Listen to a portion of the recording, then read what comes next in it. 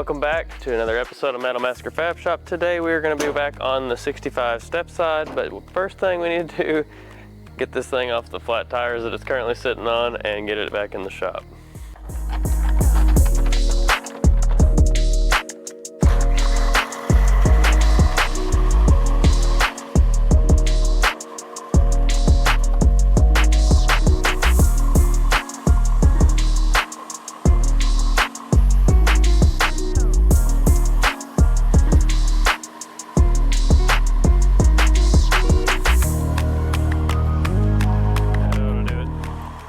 Snag our battery off our 250 straight 6 here that we got running last week.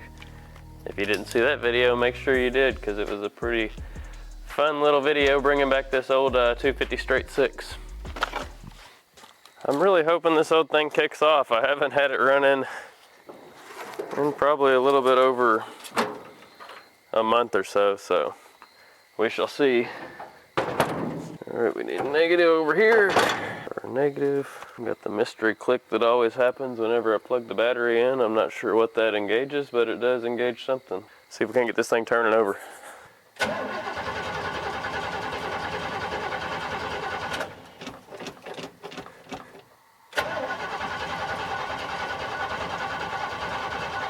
Might need a little bit of help priming on that carburetor. Let me get some gas real quick. Every time I get around to messing with this whole truck, it's like a will it run every single time.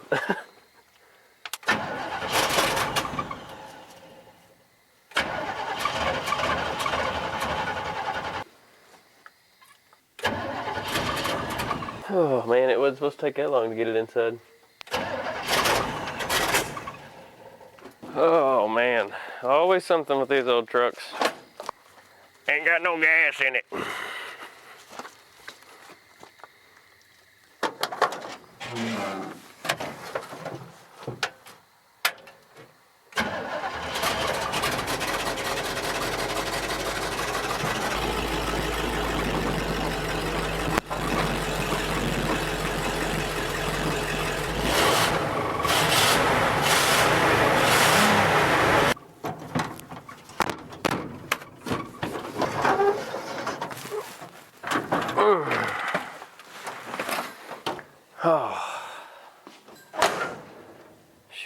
Alright, I'm not sure what's going on, but it looks like a bunch of honeybees are starting to fly out of this thing from somewhere, so I'm glad they decided to start doing that as soon as I got this thing in the shop.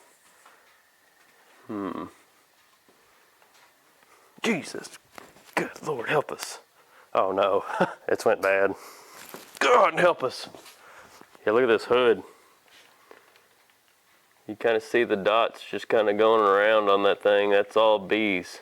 Alrighty, so after some careful investigation, I didn't really see where those bees are coming out of, so luckily we're not under the engine bay or doing any work today.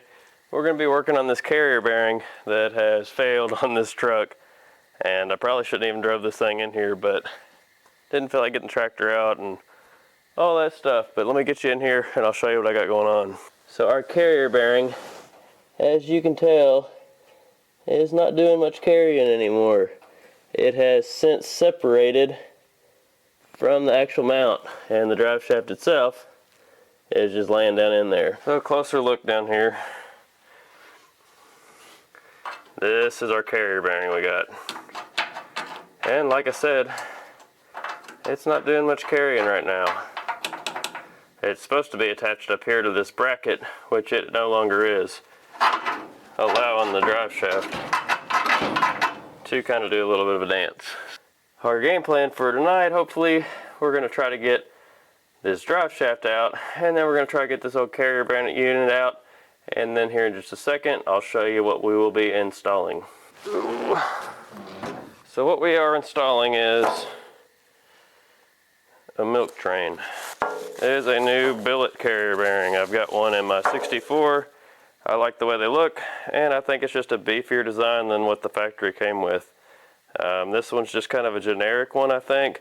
It's just an eBay part, but I think Classic Performance Parts, CPP I think for short, they also manufacture one. If I can never catch my breath from the bee attack, we're going to get in here and we're going to start getting this daggone U-bolts call them U-bolts. They're kind of like retainers more or less for the end caps of our drive shaft U-joint. So I'm gonna get set up to do that, and then I'll get you guys in here.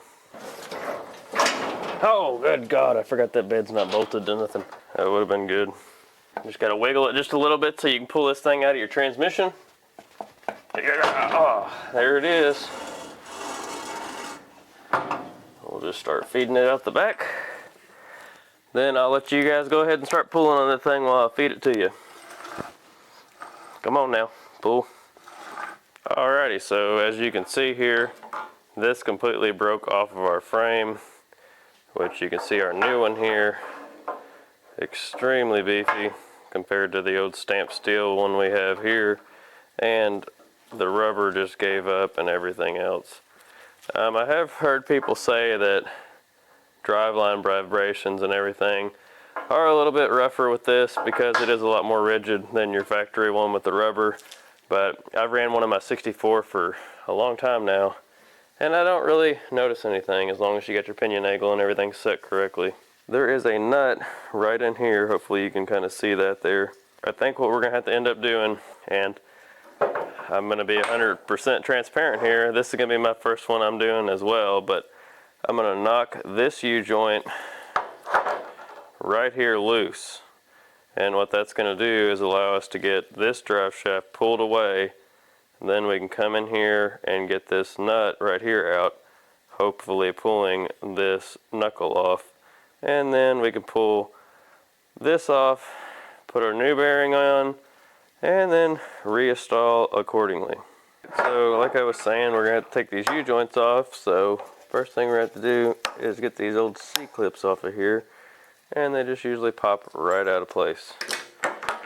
Flip this thing over and repeat the process. Oh, we broke one. That's great. I do have some spares over here that'll hopefully fit. Alright, the way that I like to do this is usually I'll set it up in a vise, or you can get you a socket here that's just a little bit bigger around than your actual U-joint, and then hammer down, and that'll sink your U-joint down, and then you can start removing your caps, because what you're going to want to do is get your caps to push out, and then once you get those freed up, you'll have enough movement up and down to pull your old U-joint out here. Alright, so I set this up on my vise this time around. Basically what I did is I had my two ears of my drive shaft right here resting on either side of my vise.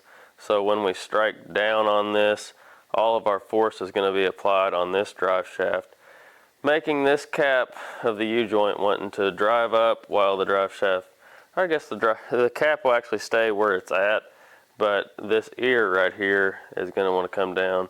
They do make presses for this, and I mean, as many drive shafts that I've done over the years, probably should invest in one, but I don't have one, so this is what we're doing tonight.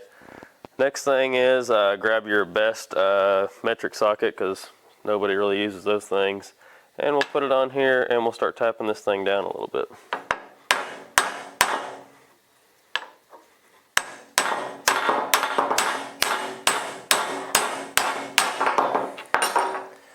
As you can see, that has popped up and out, so that's exactly what we wanted. We'll go ahead, try to remove that. Just be slow with it and just try to get all your needles to come out. And by needles I mean there's a bunch of little needle bearings in here. Again, if you lose one, it kind of defeats the purpose. So now what we're going to do, flip this thing over and repeat the process. So you don't even need to, I guess. Okay, so that popped on out. We'll set our drive shaft over here. And I do want to note, I went ahead and taped up my U-joint that was going to the rear end, just so we don't lose those caps, because that's one thing you definitely don't want to do, because you get all this done and all that good stuff, then you don't have no cap. That's what all the kids are saying, I guess. I don't understand it, but then you don't have a cap to put back on your rear end, and then it goes downhill from there, kind of like my jokes. Alrighty, so I'm gonna run over here, grab a socket, looks like 5/8 and an impact, and hopefully we can buzz this thing off, and hopefully this unit wants to play and comes off pretty easy as well. Alrighty, I said I thought that this was a 5/8. It's in fact a 3/4, so let's see if we can't zip this thing off of here and start figuring out what the heck's going on.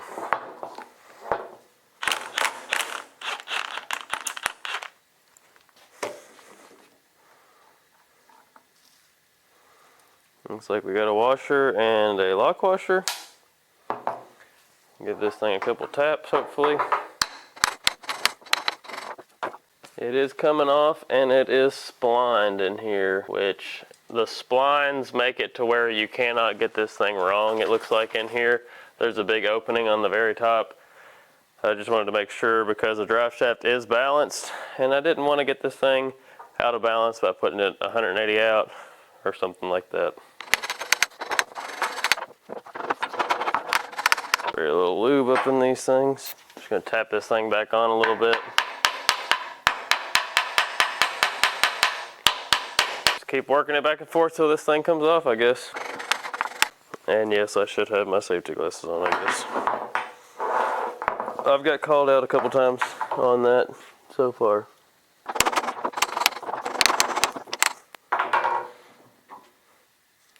Alrighty, get you guys in here real quick. You can see those splines. So we're going to try to get our old bearing off of here now.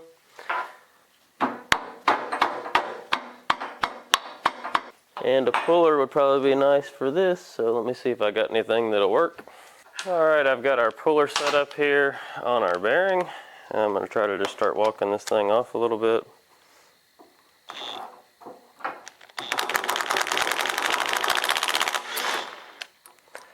And easy as that, it's off. So hopefully the new one is the correct bore and everything. You can see that the bearing itself is pretty locked up on this thing, so it probably just seized, turned, and then in turn ripped everything off. There's our old unit, pretty messed up. Alrighty, I went ahead and cleaned our shaft up here a little bit. I just used a wire brush and a single cut file just to knock some of the burrs, if it did have any, off of it. Now I'm going to try to reinstall our bearing. I don't think this thing's directional in any kind of way. I can't see any indications that it would be. So what we're going to do, toss this thing on here, and I'm sure it'll get to a certain point, like right there, and quit. So I went ahead and got us a socket that'll go over it. And when you're hitting a bearing like this, you want to hit on your inner race here. You don't really want to hit on this outer, I guess, race or anything like that, because that'll really stress your bearing out. And then like ours here, this is actually, this part here between the inner and the outer race is actually just a cover. So if you start hitting on that and denting that in, you're just going to kind of get into your actual bearings, and it's going to start just driving against those, and it's going to cause friction, and it'll be an early failure point. So try not to do that if at all possible. Try to find something that fits in here and it'll fit on your inner race, and just start slowly knocking this thing back in. That looks pretty close there. Give it a couple more taps for good measures. And I think we're good there. And like I was saying, there is a slot here that's a little bit bigger than the rest. So you're going to want to make sure you get that in lined up, because if not, you're just going to fight this thing and it ain't ever going to work. So we're going to find that on here. And I don't really see anything on here indicating something like that. That's not good. So our next step is going to be to reinstall our bolt that we took out, which this thing needs tapped on here just a little bit more.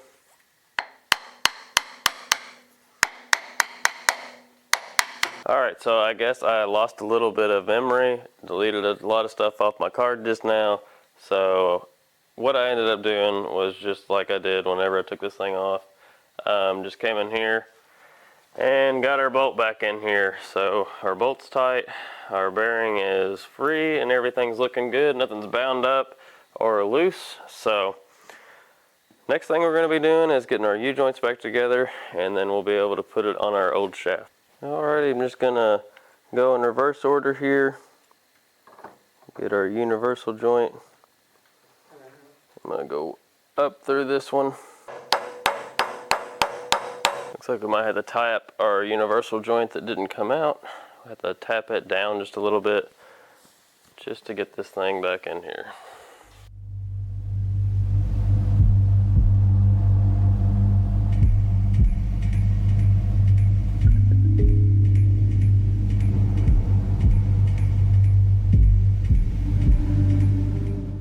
Alrighty, welcome back. As you've seen, with all the tools strung out everywhere, it can only mean one thing. Stuff went bad last night. I started getting that other side of that U-joint in, and I just didn't like the way the needle bearings looked inside there. It almost looked like there was one missing, and it's very possible where I didn't take that one out that we did lose some. So went today down to the parts store and picked up a Spicer U-joint, got that in here, and man, it fought me the whole way. Everything just came apart hard and everything. It wasn't nothing like our carrier bearing. I didn't film any of it because I was slightly aggravated. But we've got it all now, and we've got a complete drive shaft once again. So the only thing left is to just go into a montage and get this thing slammed back in there. Let's go.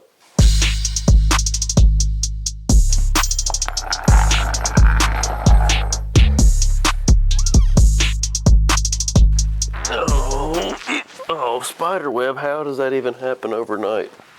It looks like we changed our transmission fluid a little bit last night. That's always good. You just want to wiggle that and just start guiding it in. Alrighty. So the first thing we're going to be doing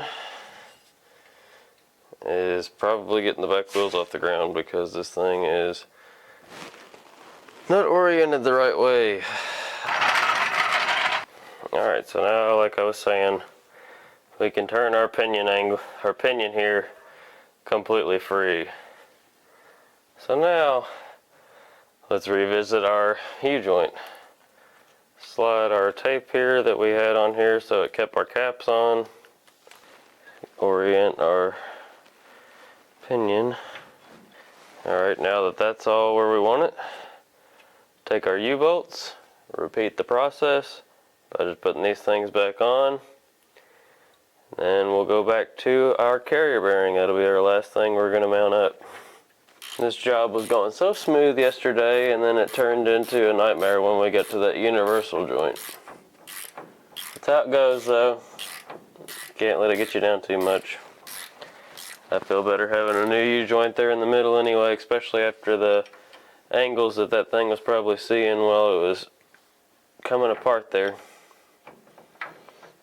Alrighty, so like I was saying, our last step is going to be getting this pinion, or this carrier bearing, installed. And by doing that, we just need to remove these 2 3/8 bolts. And then slide it up and it'll be installed.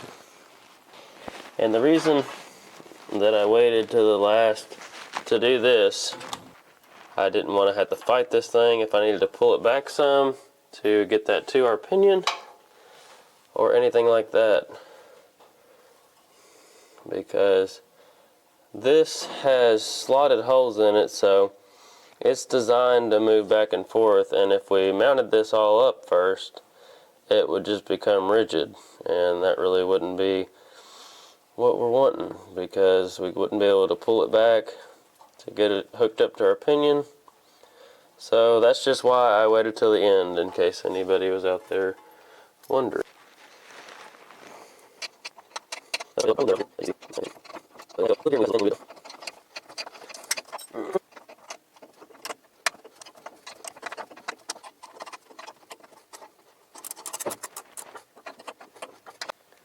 That ain't going nowhere. Alrighty, so we are completely done with the job. Everything's buttoned back up. Everything should be pretty solid on this old thing.